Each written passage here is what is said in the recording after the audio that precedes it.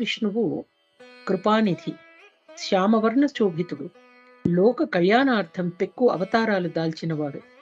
అపారమైన ఈ సంసార సాగరం నుండి తరింపచేసేటువంటి దివ్య సేతువై భాసిల్లుచున్నాడు.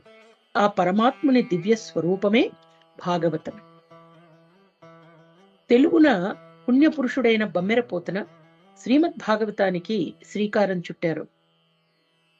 ఎంత విశేషంగా ఆయన నిగమములు వేయి చదివిన సుగమంబులు కావు ముక్తి సుభగత్వంబుల్, సుగమంబు భాగవతమును నిగమంబు పఠింప ముక్తి నివసనము బుధా.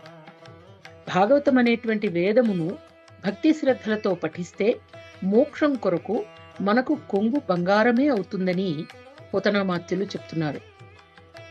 పోతన భాగవతంలోని మధురిమలను కూడా తెలుసుకుంటూ ముందుకెళ్దాం. శ్రీ కైవల్య పదంబు చేరుటకునై చింతిన్